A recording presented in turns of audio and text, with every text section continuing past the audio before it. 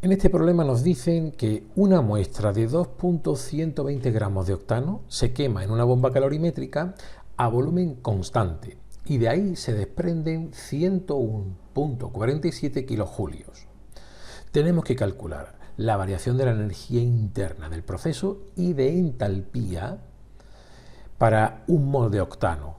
Y debemos tener en cuenta que la temperatura de trabajo es 25 grados centígrados y la presión de una atmósfera, es decir, estamos en condiciones estándar.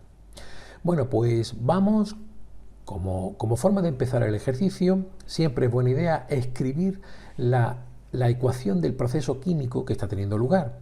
Recuerda que una ecuación química debe contener las sustancias que están formando parte del proceso, su estado de agregación y, por supuesto, el ajuste estequiométrico. Fíjate que tendríamos que este es el octano, que es un líquido en las condiciones, digamos, estándar, va a reaccionar con oxígeno, que esto es la combustión desde el punto de vista químico, y por supuesto es un gas, para dar dióxido de carbono. Recuerda que es un hidrocarburo, por lo tanto los productos son dióxido de carbono y agua. El dióxido de carbono, que es un gas, y el agua, que en condiciones estándares es líquida. Y hacemos el ajuste. Todo el carbono que hay aquí en forma de octano pasa a forma de CO2, por lo tanto aquí hay un 8, y aquí tendríamos que de los 18 hidrógenos que hay se forma la mitad de agua, es decir, 9 de agua. Al multiplicar 9 por 2 tendrías los 18. Si haces el ajuste de los oxígenos tendrías que hay 8 por 2, 16, y 9 de aquí, 25. ¿Qué hacemos? Pues colocamos 25 medios para que multiplicados por el 2 del subíndice del oxígeno, ¿verdad?, me salgan los 25. Ya está repasado también el ajuste estequiométrico del proceso. Y una vez que tenemos esto, vamos a trabajar con la energía, con el dato de la energía que nos dan. Nos dicen la energía, los kilojulios que se desprenden al quemar una masa determinada de octano.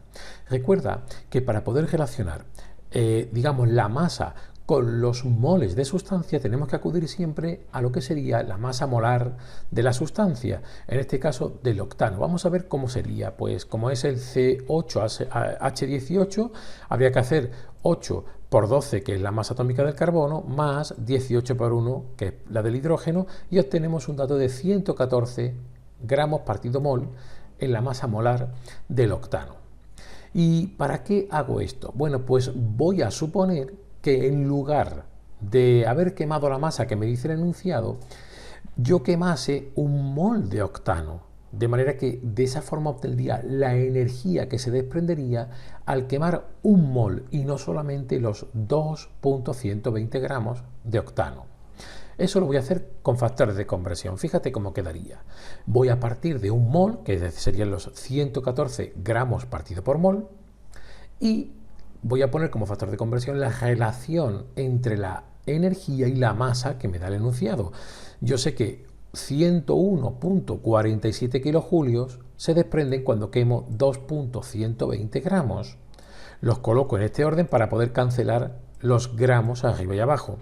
Y una vez que hago esto y hago la operación correspondiente, obtengo un valor de menos 5.456.4 kilojulios partido por mol. Fíjate que te llamo la atención en la unidad que se obtiene porque es energía por cada mol.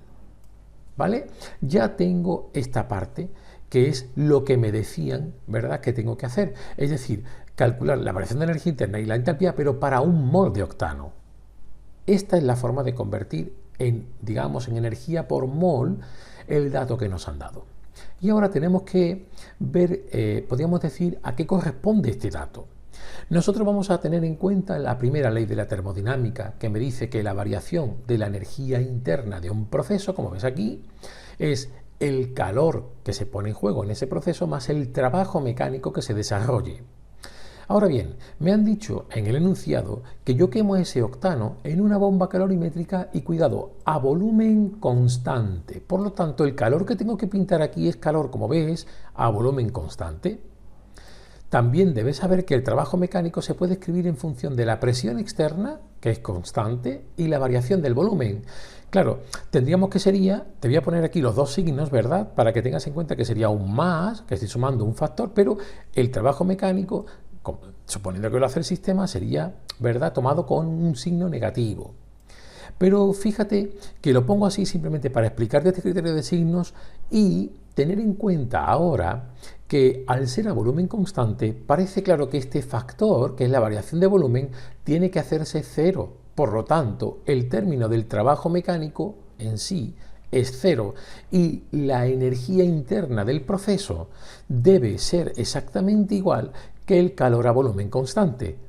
Es decir, y esto es bastante interesante, el dato que habías calculado antes de energía por mol coincide exactamente con la variación de la energía interna del proceso que debías calcular por cada mol de octano. Así que no, digamos, ese paso previo no ha sido perder el tiempo, sino que ha sido para poder hacer esta identificación entre el calor calculado antes y la variación de la energía interna del proceso. También tenemos que hacer el cálculo de la entalpía. La entalpía es calor a presión constante.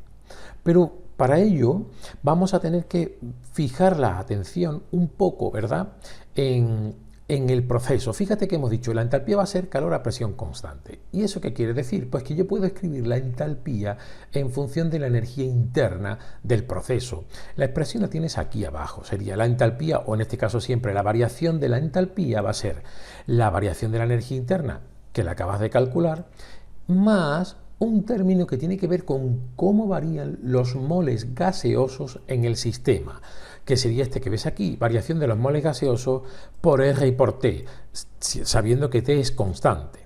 Así que nos tenemos que ir, como te he dicho, al proceso y analizar qué pasa con los moles gaseosos. Las especies gaseosas son el oxígeno y el dióxido de carbono. Y fíjate en sus coeficientes estequiométricos. Tendríamos 25 medios, o lo que es lo mismo, 12,5 para el oxígeno y 8 para el dióxido de carbono. Como tenemos que calcular la variación de los moles gaseosos, ten en cuenta que esa variación siempre es final menos inicial. Es decir, tendríamos que tener en cuenta los moles gaseosos que hay al final, es decir, en los productos, menos los que hay inicialmente, que es en los reactivos. Y te quedaría esto que ves aquí.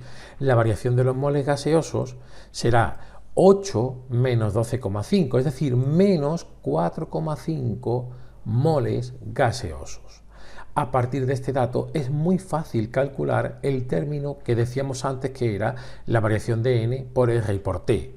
Tan solo tenemos que hacer la cuenta. La variación de N por R y por T, como ves aquí, serían pues menos 4,5 mol por 8.314 julios partido por mol y Kelvin por la temperatura expresada en escala absoluta, 298 Kelvin, y fíjate que te voy a poner aquí un factor de conversión para transformar los julios en kilojulios, de manera que sea homogénea la unidad con respecto a la unidad de la energía interna que habíamos calculado, que eran kilojulios partido por mol. Voy a dejar el cálculo pendiente y lo que voy a hacer es volverme a esta ecuación que teníamos aquí.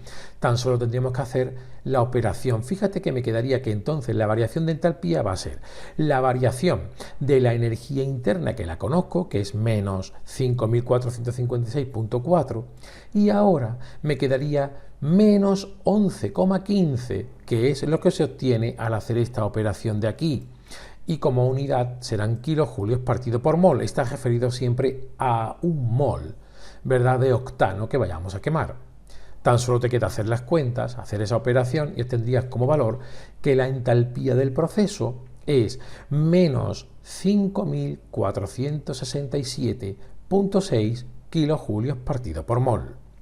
Con esto queda resuelto el problema. Espero que te haya gustado, que hayas comprendido, ¿verdad?, en este caso la diferencia entre la energía o la variación de la energía interna y la de la entalpía del proceso. Si es así, por favor, dale al like, y además si te suscribes al canal me ayudas a seguir trabajando en él y haciendo vídeos como este.